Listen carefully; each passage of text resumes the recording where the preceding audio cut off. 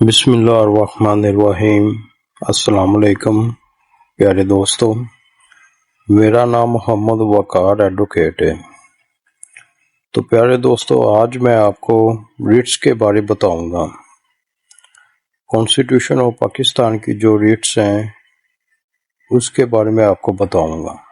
سب سے پہلے ریٹ کیا ہوتی ہے؟ آرڈر یا عدالت کا ایک قانونی حکم، جسے انگلش میں ہم ریٹ کہتے ہیں۔ یہ شہریوں کے بنیادی حقوق کے تحفظ کے لیے جاری کیا جاتا ہے، اسے ہم ریٹ کہتے ہیں۔ پاکستان میں ہائی کورٹ اور سپریم کورٹ مخصوص حالات میں ریٹ جاری کر سکتی ہے۔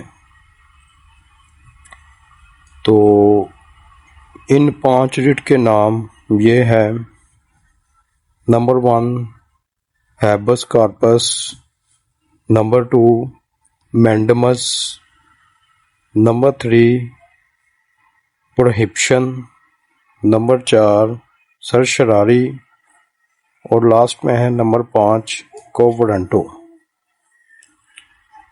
سب سے پہلے میں پیارے دوستو آپ کو ریٹ نمبر 1 ہیبس کارپس کے بارے بتاؤں گا۔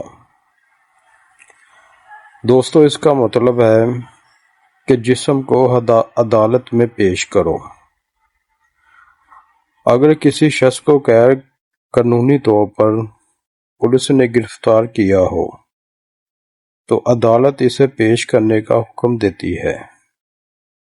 مثال کے طور پر پولیس کسی شخص کو بغیر قانونی وجہ کے حراست میں رکھے تو عدالت ہیبس کارپس جاری کر سکتی ہے۔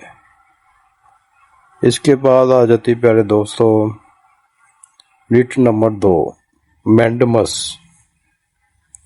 اس کا مطلب ہے اپنا قانونی فرض ادا کرو۔ جب کوئی سرکاری افسر یا ادارہ اپنا قانونی فرض ادا نہ کرے تو عدالت اسے قانونی فرض ادا کرنے کا حکم دے سکتی ہے۔ مثال کے طور پر کسی شہری کی قانونی درخواست پر جان بوجھ کر کارروائی نہ کی جائے۔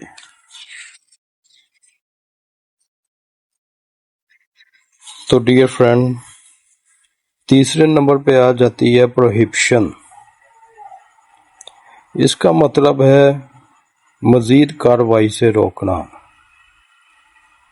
جب ماتحت عدالتیں یا ٹریبونل اپنے اختیار سے باہر جا رہی ہوں تو ہائی کورٹ اسے روک دیتی ہے۔